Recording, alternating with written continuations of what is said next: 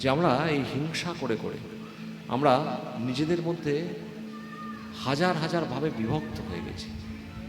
আমরা আমাদের মধ্যে ভাষাগত ভাব, আমরা ভাষায় ভাষায় আমরা ভাগ হয়েছি। আমাদের মধ্যে পার্থিব সম্পত্তির বেসিসে আমরা ভাগ হয়েছি, বড় লোক গরিব লোক এইভাবে ভাগ হয়েছে। আমরা উঁচু জাতি নিচু জাতি মাঝারি জাতি সব নানান রকম করে ভাগ হয়েছে, একে অপরের খুঁত খুঁজেছি। আমরা সনাতনীরা রাজনৈতিকভাবে ভাগ হয়েছি, এখন থেকে নয়, স্বাধীনতার আগে থেকে শুরু হয়েছে। আমরা যারা, খুব দুঃখের বিষয়, বড় দুঃখ লাগে, যারা যে দেশ আমাদের ছিল সেই দেশের একটা অংশে যখন আমাদেরই ভাইরা থাকতে পারল না, তারা এখানে চলে এলো, তাদের সাথে আমরা বিভক্ত হয়েছি। একদল হয়ে গেলাম ঘটি, একদল হয়ে গেলাম বাঙাল। ছিলাম একই দেশ। কি অদ্ভুত আমাদের বুদ্ধি চিন্তা করে। এবং আমি দায়িত্ব নিয়ে বলছি, সব জায়গায় যেহেতু আমার যাওয়ার সুযোগ ভগবান করেছেন, এই সম্প্রদায় ওকে ঠিক ঠিক যেন সহ্য করতে পারে না, ঠিক এ ওকে ঠিক বাঙাল বলে, ওই শালা বাঙাল এইটুকু বলে, খুব যে বৈরিতে আছে তা নয়। কিন্তু দেখুন কেমন সৃষ্টি করা হয়েছে, আমি ভাবতে বলছি আপনাদের। আর এরা এদেরকে বলে ওই ওই দেখো এরা ঘটি, ঘটিদের সাথে আবার ছেলেমেয়ের বিয়ে দেয় নাকি, এরকম দুজনে একই, মানে একই ভার্সান। একদল বলছে ঘটিরা এরকম, একদল বলছে বাংলা, ব্যাপারটা একই। কিন্তু একটু আমরা তল ভেবিয়ে দেখলাম না, আমরাই ছিলাম তো ওই দেশে, আমরা তো ওইখানে, হট করে ওইটা আমাদের দেশ না থাকলো না, রাতারাতি দেখলাম যে না ওইটা আমাদের দেশ নয়, মানে এখানে বসে আছি, হঠাৎ করে এটা আমার দেশ নয়, তোমাকে চলে যেতে হবে, নাহলে পেট পেটিয়ে মা বোনেদের পর অত্যাচার করছে করছে তা করছে, নানান রকম ব্যাপার।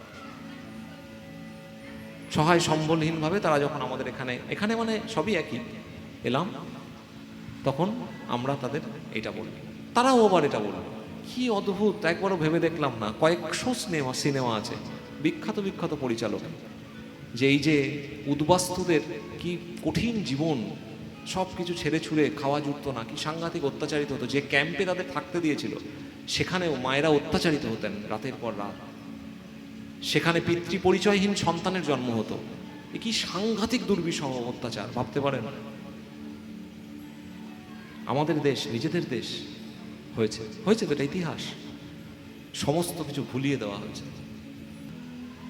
যে এই অঙ্গনে সকল সম্প্রদায়কে নিয়ে, যেটা মহাপ্রভু যে জন্য জীবন দিয়েছেন, আমাদের নিতাই চাঁদ যে জন্য জীবন দিয়েছেন, আমাদের বিবেকানন্দ যে জন্য জীবন দিয়েছেন, আমাদের মহানাম্রত ব্রহ্মচারী যে জন্য জীবন দিয়েছেন, আমাদের জগৎবন্ধু সুন্দর যে জন্য জীবন দিয়েছেন, আমরা তো তাদের সম্প্রদায়, আমরা তো তাদের বংশধর, আমরা তো তাদের ভক্ত। সকলে মিলে সমস্ত কিছু ভুলে গিয়ে অন্তত সপ্তাহে একদিন এখানে ধর্মচর্চার একটি আসর করুন। সেখানে গীতা পাঠ হোক, ভাগবতের কথা হোক, বিবেকানন্দের কথা হোক, মহাপ্রভুর কথা হোক, একদিন সপ্তাহে আধ ঘন্টা হোক।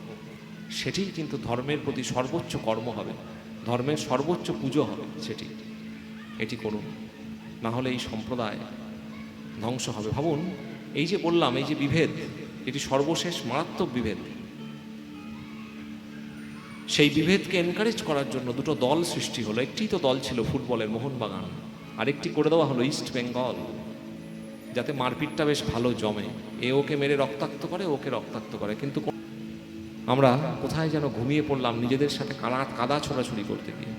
যে মহাপ্রভু ওই যে এক পংক্তিতে বসে বসে মহোৎসব, যেটি মৎসব আমরা বলি, যে হরিনামের কথা বলি, তিনি যাতে একসাথে হরিনাম হয়, সেখানে যেমন যবন হরিদাস থাকবেন, যেমন নিতাই চাঁদ থাকবেন, তেমন স্বয়ং তিনি থাকবেন, তেমন অদ্বৈত আচার্য থাকবেন, সকল সম্প্রদায় একসাথে হবে। সেই জন্য হরিনাম, সেই জন্য ভগবানের নাম, সেই জন্য মহানাম, সেই জন্য তিনি চালু করলেন, সারা বিশ্ব তোলপাড় করলেন। অথচ আমরা কি করছি? আমরা এই নিতাই চাঁদের ভূমির মানুষ, জেলার মানুষ হয়ে যাকে মহাপ্রভু প্রাণের চেয়েও বেশি ভালোবাসতেন, আমরা সেইখানকার মানুষ হয়ে আচ্ছা আমরা কখনো ভাবলাম না আমার সাথে ওই পাড়ার একটু গন্ডগোল আছে, ওই জন্য এই হরিনাম দুটো আলাদা হবে। কিন্তু আমার সাথে এখানের, আমি প্রত্যেকটা জায়গায়, আমি কিন্তু এখানকার ইতিহাস জানি না এখানে কি হয়, আমি অন্যান্য জায়গায় কথা বলছি, একটা পাড়াতেই 4টে হরিনামের দল বেরোচ্ছে, কারণ এ ওর মুখ দেখে না, ওর মুখ দেখে না। মানে মহাপ্রভু পর্যন্ত ব্যর্থ হয়ে গেলেন, আমাদের এক তিনি করতে পারলেন না। যে বিবেকানন্দ নিজে বলছেন যে স্বামীজি আপনি কেন বিদেশে গেলেন, এত কষ্ট, এত অত্যাচার, আপনার শরীরটা পর্যন্ত ঠিক থাকলো না, এত অসুস্থ হয়ে গেলেন, হেন কোনো রোগ নেই যে আপনার শরীরে নেই, এত পরিশ্রম কেন করলেন খেয়ে না খেয়ে? তখন বলছেন শুধু দেশটাকে জাগাতে।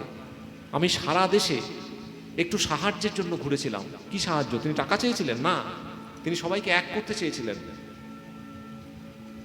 কিন্তু দেখলাম দেশের কাশ্মীর থেকে কন্যাকুমারী পর্যন্ত গিয়ে দেখলাম যে এই দেশটা মৃত, একে জাগাতে গেলে এখান থেকে হবে না, বাইরে থেকে এক তোলপাড় করা ঝড় যদি না তুলতে পারি তাহলে এই দেশ জাগবে না।